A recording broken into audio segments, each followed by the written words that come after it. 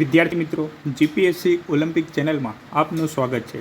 તો આપણે કોન્સ્ટેબલ 2022ના પેપરમાં પૂછાયેલા પ્રશ્નોનું સોલ્યુશન જોઈશું. પાર્ટ 5માં જોઈશું 56મા નંબરનો પ્રશ્ન. તો આ બાજુ રચના આપેલી છે અને આ બાજુ રચયિતા આપેલા છે.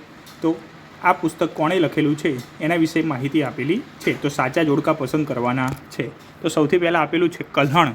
તો કલ્હણે કયું લખેલું છે? તો આપણે કહી શકાય કે કલ્હણે રાજતરંગિણી લખેલું છે. તો પીમાં 2 આવશે. પછી જયદેવ, તો જયદેવનું આવશે ગીત ગોવિંદ. શું આવશે? ગીત ગોવિંદ. પછી આવશે ચંદ બરદાઈ.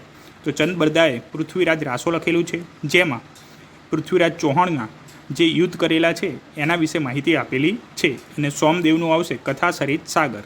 શું આવશે? કથા સરિત સાગર. તો આ રીતના જોડકા થશે. ચલો 57મા નંબરનો પ્રશ્ન જોઈએ કે ગોવા મુક્તિ આંદોલન શાની સાથે સંકળાયેલું છે? તો કોમેન્ટ બોક્સમાં તમે જવાબ આપજો કે ગોવા જે રાજ્ય છે એ ક્યારે બન્યું, કયા વર્ષમાં બન્યું અને ગોવા મુક્તિ આંદોલન શેના માટે થયેલું હતું? તો કહી શકાય કે ભારતમાંથી ફિરંગી સંસ્થાનો સમાપ્ત કરવા માટે ગોવા મુક્તિ આંદોલન કરવામાં આવેલું હતું. ચલો, પંચાયતી રાજ એટલે શું? 58મા નંબરનો પ્રશ્ન. તો આપણે કહી શકાય કે પંચાયતી રાજ ગુજરાતમાં ક્યારે અમલ થયું? મને કોમેન્ટ બોક્સમાં જવાબ આપજો. અને પંચાયતી રાજ એટલે સત્તાનું વિકેન્દ્રીકરણ. એટલે કે પંચાયતી રાજમાં કોનો સમાવેશ થાય? તો ગ્રામ પંચાયત આવે, પછી તાલુકા પંચાયત આવે અને એના ઉપર જિલ્લા પંચાયત આવશે. એટલે એનો જવાબ આવશે સત્તાનું વિકેન્દ્રીકરણ. ચલો, 59મા નંબરનો પ્રશ્ન વિજ્ઞાનનો છે કે શરીરનું સૌથી મોટું અંગ કયું? તો ઓપ્શન આપેલા છે ફેફસા, મોટું આંતરડું, જઠર અને ચામડી. તો જવાબ આવશે ચામડી. જો ચામડી ના આપેલું હોય તો એના સિવાય બીજો જવાબ આવે ત્વચા. તેમજ જો પાચનતંત્રનું સૌથી મોટું અંગ પૂછી લે પાચનતંત્રનો, તો આવશે નાનું આંતરડું. નાના આંતરડાની લંબાઈ આપણે કહી શકાય કે 7.5 થી 7 મીટર આજુબાજુ હોય છે. ચલો, 60મા નંબરનો પ્રશ્ન જોડકા જોડો. આ બાજુ બંદર આપેલા છે અને આ બાજુ એ બંદર કયા રાજ્યમાં આવેલા છે એના તમારે જોડકા જોડવાના છે. તો વાત કરીએ કોચીન. તો કોચીન આવશે કેરળ. તો પીમાં આવશે 3. પછી આપેલું છે પારાદીપ. તો પારાદીપ બંદર આવશે ઓડિશા અથવા ઓરિસ્સા. પછી મેંગ્લોર આપેલું છે. તો મેંગ્લોર આવશે કર્ણાટક. અને પછી આપેલું છે વિશાખાપટ્ટનમ. તો જવાબ આવશે આંધ્રપ્રદેશ. અને આ વિશાખાપટ્ટનમ જ આંધ્રપ્રદેશનું અત્યારે હાલનું પાટનગર છે. ચલો, આગળનો પ્રશ્ન જોઈએ. 63મા નંબરનો પ્રશ્ન કે G7 દેશોમાં કયા દેશોનો સમાવેશ થતો નથી? તો G7 એક ગ્રુપ છે, તો એમાં કયા દેશોનો સમાવેશ થતો નથી? રશિયા, ચીન, જાપાન, ઇટાલી. ચલો, સાચો જવાબ શું આવશે? તો આપણે કહી શકાય કે અમેરિકા છે, એમાં ઇંગ્લેન્ડ છે, પછી ઇટાલી છે, જાપાન છે, ફ્રાન્સ છે, બરાબર. પણ રશિયા અને ચીન આના સભ્ય છે નહીં. જર્મની પણ આવશે આમાં. તો A અને B એટલે 1 અને 2 આ બંનેના સભ્ય છે નહીં. ચલો, 64મા નંબરનો પ્રશ્ન જોઈએ કે નીચેના જોડકા ધ્યાનમાં લો. તો 6 આપેલા છે, એમાં તમારે સાચા જોડકા કેટલા છે એ તમારે કહેવાનું છે. તો પહેલું આપેલું છે રાજા રામ મોહન રાય. તો એના સ્થાપક એમણે કઈ સંસ્થાની સ્થાપના કરી હતી? તો બ્રહ્મો સમાજ. તો આ વિધાન સાચું છે. પછી સ્વામી દયાનંદ સરસ્વતી.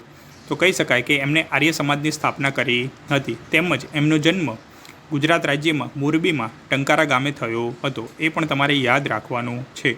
રાજા રામમોહન રાયે સતી પ્રથા, બાળ લગ્ન એ બધા વિશે મહત્ત્વનું યોગદાન આપ્યું હતું. રવિન્દ્રનાથ ટાગોર, બરાબર. તો એમણે શાંતિ નિકેતન નામની સંસ્થાની સ્થાપના કરી હતી. આપણે કહી શકાય કે પશ્ચિમ બંગાળમાં કલકત્તામાં આ સંસ્થાની સ્થાપના કરી છે. તો આ વિધાન પણ સાચું છે. તેમજ રવિન્દ્રનાથ ટાગોરે કયું ગીત લખેલું છે આપણું એ મને કોમેન્ટ બોક્સમાં જવાબ આપજો. મહાત્મા ગાંધી ગુજરાત વિદ્યાપીઠ. આ વિધાન એકદમ સાચું છે. કહી શકાય કે સ્વદેશી ચળવળ અને એજ્યુકેશન માટે ગુજરાત વિદ્યાપીઠની સ્થાપના ઈસવીસન 1920માં અમદાવાદ ખાતે કરવામાં આવેલી છે. હરકુંવર શેઠાણી છોડીઓની નિશાળ એટલે કે સ્ત્રીઓની જે સ્કૂલ છે એના માટે હરકુંવર શેઠાણીએ સ્થાપના કરી હતી. તો એ વિધાન પણ સાચું છે. અને દુર્ગારામ મહેતાજી તો માનવ ધર્મ સભા. તો આ વિધાન દરેક વિધાન સાચા છે. તો આપણે કહી શકાય કે 6 વિધાન સાચા છે. ચલો, 65મા નંબરનો પ્રશ્ન ખનિજો અને તે રાજ્યમાં મળી આવે છે તે અંગેના જોડકાઓ આપેલા છે. તો આમાંથી આપણે સાચા જોડકા કયા છે એ આપણે કરવાના છે. તો તમે જોઈ લો એકવાર. તો આપણે પહેલાં જોઈએ કે બોક્સાઇટ, તો બોક્સાઇટ ગુજરાતમાંથી મળે છે, તો આ વિધાન એકદમ સાચું છે. પછી થોરિયમ ખૂબ જ મોંઘી ધાતુ છે, તેમજ એ પરમાણુ બોમ્બ બનાવવા માટે એનો ઉપયોગ થાય છે અને કેરળ રાજ્યમાં મળી આવે છે, આ વિધાન પણ સાચું છે. તાંબુ રાજસ્થાન, આ વિધાન પણ સાચું છે. અને સોનું કર્ણાટક, આપણે KGF પિક્ચર જોયું હશે, બરાબર. તો જે કોહલાર, કે એનો મતલબ થાય કોહલાર, તો જે કોહલારની જે ખાણ છે એ કર્ણાટકમાં આવેલી છે અને સોના માટેની જ છે. તો ઉપરના બધા જ વિધાનો સાચા છે. તો 1, 2, 3, 4. ચલો આગળનો પ્રશ્ન જોઈએ કે રાજ્ય આપેલા છે અને રાજ્યમાં એમાં કયા રાજકીય પક્ષ અસ્તિત્વ ધરાવે છે એના વિશે માહિતી આપેલી છે. તો રાજસ્થાન, તો ભારતીય રાષ્ટ્રીય કોંગ્રેસ એટલે કે INC રાજસ્થાનમાં છે, ભાજપ અને કોંગ્રેસ બંને પક્ષો છે. તમિલનાડુ, અખિલ ભારતીય અન્ના દ્રમુક, આ તમિલનાડુનો પક્ષ છે નહીં. DMK એ બધા પક્ષ છે એ તમિલનાડુના છે, પણ આ છે નહીં. તો કયા રાજ્યનો પક્ષ છે એ મને કોમેન્ટ બોક્સમાં જવાબ આપજો. પશ્ચિમ બંગાળ, તો તૃણમૂલ કોંગ્રેસ એટલે આપણે એને TMC તરીકે એને ઓળખવામાં આવે છે. અને અત્યારે આખા ભારતમાં એક મહિલા મુખ્યમંત્રી એ પશ્ચિમ બંગાળના છે, મમતા બેનર્જી, બરાબર. તો એ વિધાન એકદમ સાચું છે. TMC પશ્ચિમ બંગાળમાં જોવા મળશે. અને કર્ણાટક, તો ભારતીય જનતા પક્ષ, તો BJP કર્ણાટક રાજ્યમાં છે. એટલે બીજા નંબરનું જે વિધાન છે એ ખોટું છે. એના સિવાય 1, 3 અને 4 વિધાન સાચા છે. પછી મહાજનપદ વિશેની માહિતી આપેલી છે. તો પ્રાચીન સમયમાં મહાજનપદ અને એની રાજધાની કયા જોડકા સાચા છે, તો એના વિશે માહિતી આપેલી છે. તો સૌથી પહેલાં આપેલું છે મગધ, તો મગજમાં રાજગૃહ, બરાબર. તો આ વિધાન એકદમ સાચું છે કે જે મગધ છે મહાજનપદ હતું, તો એની રાજધાની હતી રાજગૃહ. પછી મલ, તો મલમાં 2 હતી, એક કુશીનારા પણ હતું અને પાવા પણ હતું. તો મલમાં બંને આવશે, કુશીનારા પણ આવશે અને પાવા પણ આવશે.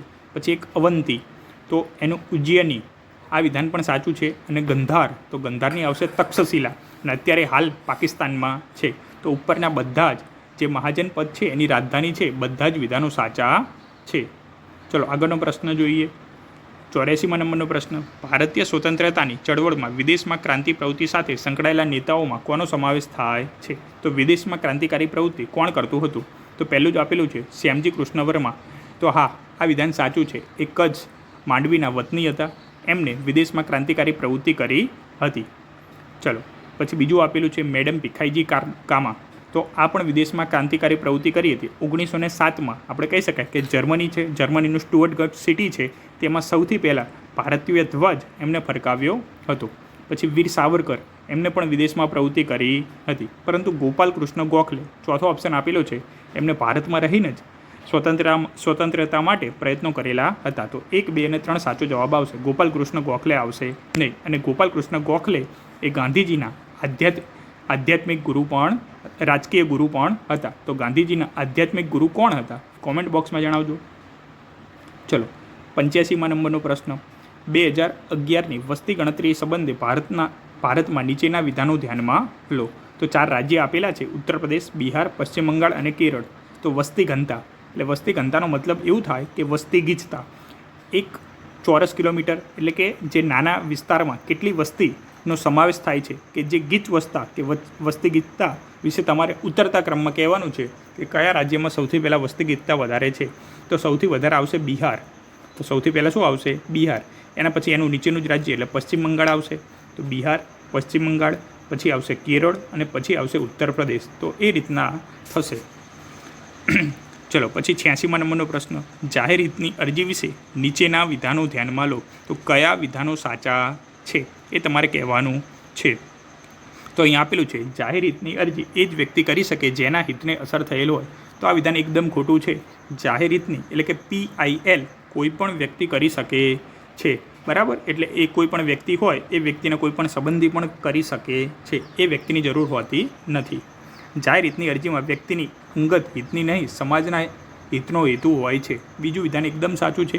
જાહેર હિતની અરજી કોઈ પણ વ્યક્તિ કરી શકે છે. આપણે જે જોયું હોય એટલે કોઈ પણ વ્યક્તિ કરી શકે. જાહેર હિતની બિનજરૂરી કે અયોગ્ય અરજી કરનારને અદાલત દંડ કરી શકે છે. આ પણ વિધાન સાચું છે. તો 2, 3 અને 4 વિધાન સાચા છે. અને છેલ્લો પ્રશ્ન, ચૂંટણી અંગે નીચેના વિધાનો ધ્યાનમાં લો. તો સાચા વિધાન કહેવાના છે કે મુખ્ય ચૂંટણી પંચ લોકસભાની ચૂંટણી કરે છે. એકદમ સાચું છે કે મુખ્ય ચૂંટણી પંચ એટલે કે ઇલેક્શન કમિશન ઓફ ઇન્ડિયા લોકસભાની ચૂંટણી કરશે. તેમજ બીજા નંબરનું આપેલું છે કે રાષ્ટ્રપતિ અને ઉપરાષ્ટ્રપતિની ચૂંટણી કરે છે. આ વિધાન પણ સાચું છે. તો મુખ્ય ચૂંટણી પંચ એટલે કે ભારતીય ઇલેક્શન કમિશન ઓફ ઇન્ડિયાની વાત કરેલી છે. તો બંને વાત સાચી છે. લોકસભા હોય, રાજ્યસભા હોય, રાષ્ટ્રપતિ હોય, ઉપરાષ્ટ્રપતિ હોય, બધાની ચૂંટણી એ કરે છે. જ્યારે રાજ્યનું ચૂંટણી પંચ એ વિધાનસભાની ચૂંટણી કરે છે. ખોટું. વિધાનસભાની ચૂંટણી પણ ઇલેક્શન કમિશન ઓફ ઇન્ડિયા એટલે કે ભારતીય મુખ્ય ચૂંટણી પંચ કરે છે. વિધાનસભાની પણ એ આવશે. એટલે ત્રીજા નંબરનું ખોટું આવશે. રાજ્ય ચૂંટણી પંચ પંચાયતોની ચૂંટણી કરે છે. તો આ વાત સાચી છે કે ગ્રામ પંચાયત હોય, તાલુકા પંચાયત હોય, જિલ્લા પંચાયત હોય, આ બધાની ચૂંટણી રાજ્ય ચૂંટણી પંચ કરે છે. એટલે કે જે ત્રીજા નંબરનું વિધાન છે એ ખોટું છે. તો વિદ્યાર્થી મિત્રો, જો તમને વિડીયો સારો લાગે તો આ ચેનલને લાઇક કરજો, શેર કરજો, સબસ્ક્રાઈબ કરજો. તો ફરીથી બીજા વિડીયો સાથે ફરીથી મળશું.